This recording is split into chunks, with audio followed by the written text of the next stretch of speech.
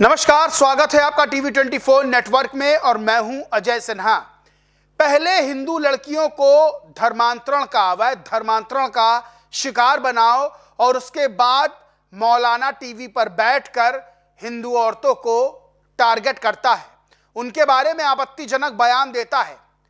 महाराष्ट्र के नासिक में multinational company के बीपीओ में जिस तरह से अवैध धर्मांतरण का रैकेट जो चल रहा था उसका पर्दाफाश हुआ, जिस तरह से कट्टरपंथियों का चेहरा उजागर हुआ कि हिंदू युवतियों को जो बीपीओ में काम कर रही थी उनको किस तरह से बहला फुसलाकर दबाव डालकर उनको अवैध धर्मांतरण का शिकार बनाया जा रहा था।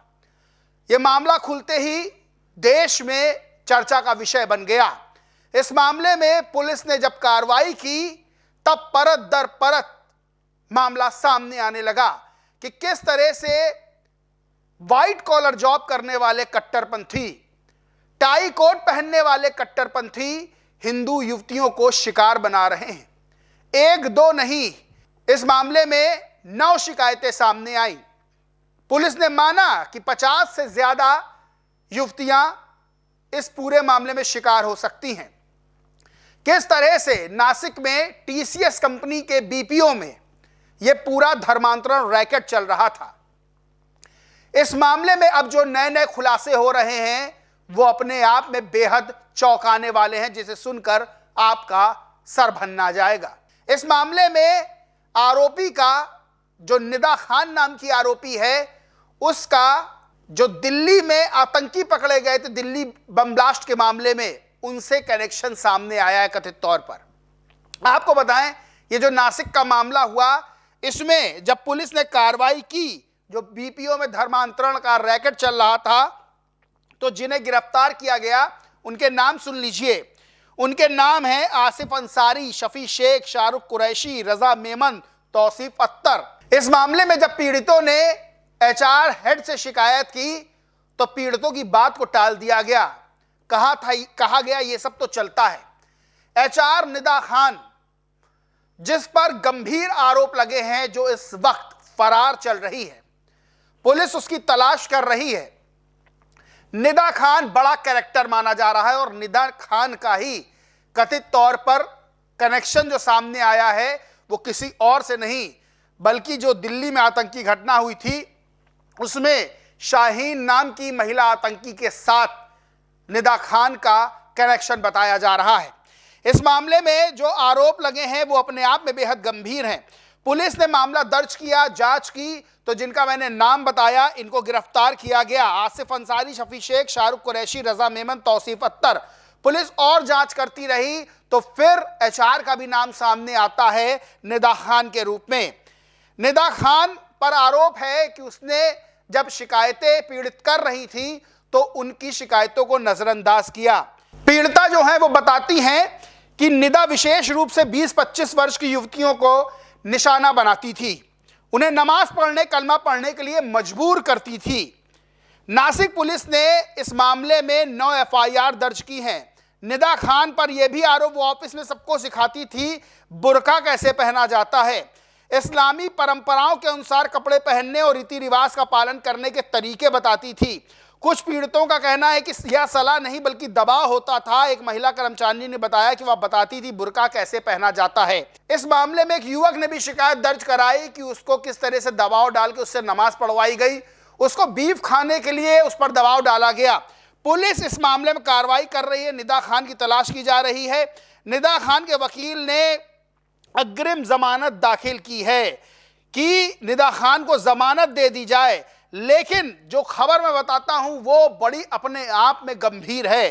दैनिक जागरण खबर लिखा है, दिल्ली ब्लास्ट की आतंकी शाहीन से टीसीएस की एचआर निदा खान का कनेक्शन, स्पेशल सेल करेगी पूछताछ।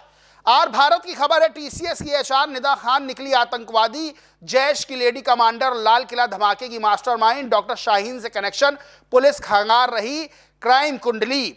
अंदर लिखा है, Delhi police special cell Nashik पहुंचने की तैयारी में है क्योंकि फरार चल रही निदा खान का संबंध जैश ए मोहम्मद से जुड़ी डॉक्टर शाहीन शाहिद से सामने आया है। बताया जा रहा है कि जो निदा खान एचआर है, जिस पर आरोप है कि ये लड़की हिंदू युवतियों को बरगलाती थी, हिंदू युवतियों का धर्मांतरण करने के लिए प्रेरित करती थी, उसका कनेक्शन शाहीन, डॉक्टर शाहीन जो जैश ए मोहम्मद से जुड़ी महिला विंग जैश उल मोमिनात की इंडिया हेड है, उसके साथ निकला है। यानी जो जांच एजेंसियां हैं वो इस पूरे मामले को केवल व्यक्तिगत नहीं मान रही, बल्कि ये मान रही है कि हाइब्रिड या व्हाइट कॉलर आतंकी साजिश है, जिसे कॉरपोरेट कार्यालयों का उपयोग कर कट्टरपंथ फैलाने और भर्ती करने के लिए किया जा रहा था। अपने आप में बड़ा दिमाग घुमाने वाला है पूरा मामला है कि किस तरह से बीपीओ में, एक मल्टीनेशनल कंपनी के बीपीओ में बैठकर पूरा धर्मांतरण रैकेट चलाया जा रहा था, किस तरह से हिंदू युवतियों को शिकार बनाया जा रहा था, प्रमोशन के नाम पर, सैलरी बढ़ाने के नाम पर उनको मुस्लिम बनाने की साजिश हो रही थी। इस मामले में शिकायत की जाती है, एचआर सुनती नहीं है, क्योंकि एचआर निदा खान बताया जा रहा है इस पूरे मामले में हेड थी, यानी वो भी इन सब मामलों में मिली हुई थी और उसका कनेक्शन बताया जा रहा है शाहीन से। डॉक्टर शाहीन जो लाल किले में बम ब्लास्ट हुआ था उसकी जो आतंकी है उससे है, बताया जा रहा है इन दोनों में आपस में कनेक्शन है। जांच एजेंसियां लगातार जो है इस मामले की पूरी जांच कर रही हैं। वहीं जब ये सब मामला चल रहा है तो मौलाना टीवी डिबेट में क्या कह रहा है साजिद रशीदी, मौलाना साजिद रशीदी कहता है टीवी डिबेट में, हिंदू औरतें अपने कपड़े खुद फाड़ती हैं और बोलती हैं मुसलमानों ने फाड़े हैं। यानी कि एक तरफ हिंदू युवतियों को धर्मांतरण में शिकार बनाया जा रहा है, तो सबसे बड़ा सवाल यही खड़ा होता है कि साजिद रशीदी जैसा मौलाना वो टीवी पर बैठकर ये कहता है कि हिंदू औरतें अपने कपड़े खुद फाड़ती हैं और मुसलमानों को फंसाती हैं। सोचिए, ये दो तरफा हमला किया जा रहा है, एक तरफ अवैध धर्मांतरण करवाया जा रहा है, साजिशें रची जा रही कहीं और नहीं बल्कि मल्टीनेशनल कंपनी के बीपीओ में, तो दूसरी तरफ मौलाना टीवी डिबेट में हिंदू महिलाओं पर ही आरोप लगा रहा है, लांछन लगा रहा है। बड़ा सवाल है, लेकिन पुलिस इस मामले में अब कार्रवाई कर रही है। ये निकल कर सामने आ रहा है कि परत दर परत जैसे जैसी चीजें खुल रही हैं वैसे वैसे बड़े खुलासे हो रहे हैं और ये पूरा जो नेटवर्क चल रहा है इसको कोई और बैठा हुआ लीड कर रहा है, जो पर्दे के पीछे से लीड कर रहा है। और इस मामले में पुलिस अभी और लोगों को भी गिरफ्तार कर सकती है। इस पूरे मामले पर आप क्या सोचते समझते हैं कमेंट करके जरूर बताएं। वीडियो अच्छा लगा तो लाइक करें, शेयर करें और चैनल को सब्सक्राइब नहीं किया तो सब्सक्राइब करके बेल आइकन जरूर दबा लें। धन्यवाद।